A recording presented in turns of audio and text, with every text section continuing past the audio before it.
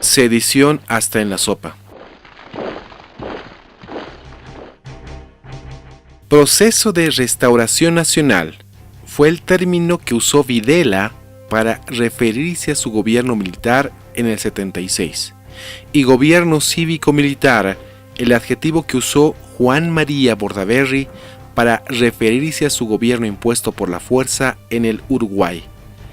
Los gobiernos de facto generalmente han justificado su presencia en el poder como una manera de traer la estabilidad política para la nación o de rescatarla, entre comillas, de la amenaza de ideologías peligrosas. Este tipo de gobiernos tienden a retratarse como independientes, como gobiernos de transición democrática y republicanista. Son muchas sus características, pero por lo general inician negando el pasado o tratando de borrarlo. Derrumban recordatorios o plaquetas, cambian de nombre a las calles, cambian las leyes o restringen el funcionamiento de los otros poderes.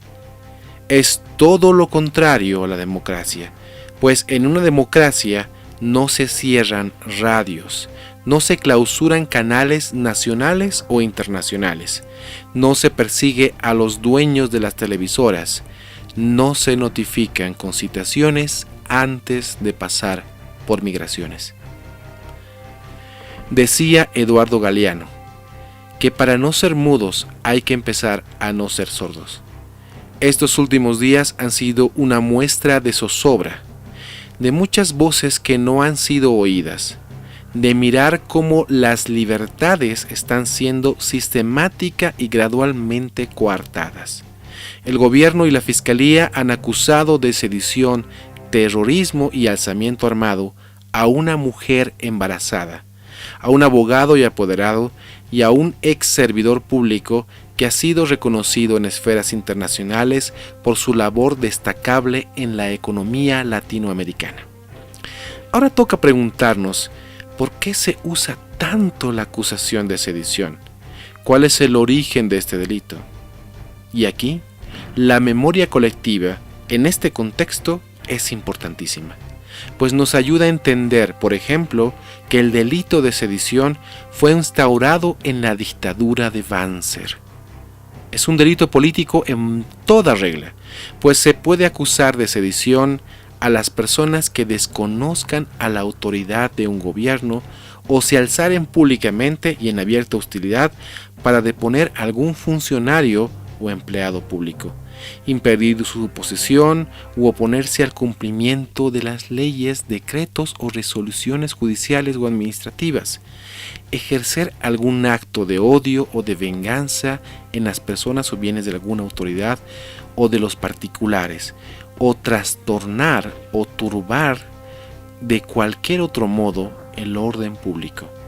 Además, el mismo código menciona que los funcionarios públicos que no hubieran resistido una rebelión o sedición por todos los medios a su alcance incurrirán en una reclusión de 1 a 2 años. Como se ve, muchos de estos actos se han visto repetirse por las calles en los últimos años y en general no se los ha calificado de sedición, sino que se los ha calificado como actos democráticos o de libre expresión. Se ha visto marchas contra leyes legalmente aprobadas, como por ejemplo el Código del Sistema Penal. Se han realizado campañas abiertas y públicas para impedir la posesión de magistrados y ha habido alzamiento público y de abierta hostilidad contra autoridades, llegando en casos extremos en poner en riesgo su vida. Sin embargo, no se vio tanta persecución del Estado como hasta ahora. Ahora la víctima ha sido el otro, a quienes califican de salvajes, a quienes ven como el adversario que debe ser menoscabado. La sedición iba casada con el desacato, que ya fue declarado inconstitucional, por ser contrario a los derechos fundamentales. ¿No se debería también expulsar el delito de sedición, que es más bien protector de quienes transitoriamente detentan el poder? El comportamiento del actual gobierno está cada vez más cerca del no derecho, el no derecho a la libre expresión, el no respeto a las leyes. El comportamiento del gobierno de Áñez, lejos de ser de pacificación, es de persecución, de difusión del miedo y la zozobra, de no saber si lo que se dice en la calle o en las redes sociales, por ejemplo, pueda llevarte a ser aprendido y acusado de ser sedicioso. De esto no se salva ni siquiera sus aliados o exaliados circunstanciales.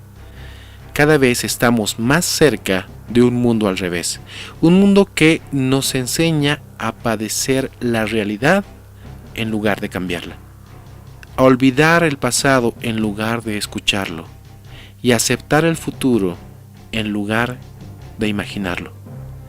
Toca denunciar estos hechos para que podamos vivir en una sociedad más justa, más libre y sobre todo, sin miedos.